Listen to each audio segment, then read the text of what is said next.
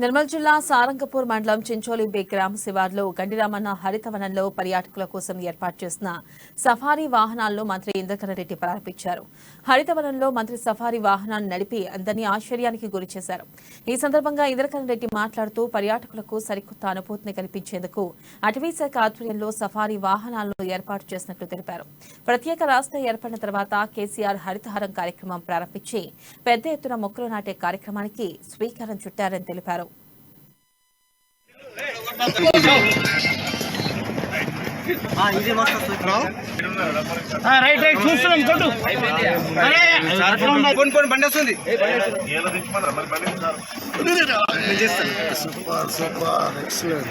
ఈ యొక్క urban parks కు చాలా మంది మరి అక్కడ దాన్ని ఎంజాయ్ చేయడం జరుగుతూ ఉంది. అర్బన్ పార్క్స్ వల్ల ఫారెస్ట్ క్షేత్రము ఈ ఫెన్సింగ్ ద్వారా సేఫ్ గా ఉంటుంది. లోపలికి ఎవరు కూడా రాలేరు. అడవి జంతువులు కూడా ప్రమాదకరమైన జంతువులు కూడా లోపలికి రావు కాబట్టి వాకర్స్ కి ఎటువంటి హాని కూడా ఉండదని చెప్పి తెలియజేస్తూ ఈ రోజు ఒక మంచి కార్యక్రమం తీసుకున్నాం. మనము ఈ యొక్క నిర్మల్ను మరి మనము నిజంగా అన్ని రకాలుగా అభివృద్ధి చేయడానికి ఒక టూరిజం హబ్ గా చేయాలంటే మనం ఇంకో కొంచెం కష్టపడాల్సిన అవసరం ఉంది. మనకు ఒక బడ్జెట్ టోటల్ కూడా మనకు మంజూరైంది 12 కోట్ల రూపాయలతోని.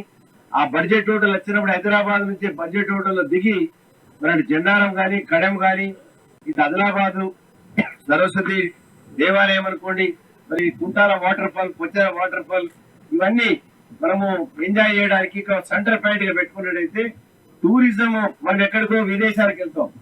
ఆ విదేశాలకు వెళ్ళి టూరిస్టులు అందరూ కూడా ఈ ప్రాంతానికి ఆకర్షించడానికి కూడా మనకు మంచి అవకాశం కూడా ఉంటుంది. జన్నారంలో కూడా బ్రహ్మాండమైనటువంటి అక్కడ సఫారీ మరి వాహనాలు ఉన్నాయి. అక్కడ కూడా హరిత హోటల్ ఉంది. కడెంలో కూడా హరిత హోటల్ ఉంది. కడెంలో మరి బోటింగ్ ఫెసిలిటీ కూడా ఉన్నది. పక్కకి మన శ్రీరామ్ సాగర్ ప్రాజెక్ట్ ఉంది. ఇంత ఫెసిలిటీ పెట్టుకొని మనం సక్రమంగా ఉపయోగించుకోవడం లేదు. ఈ యొక్క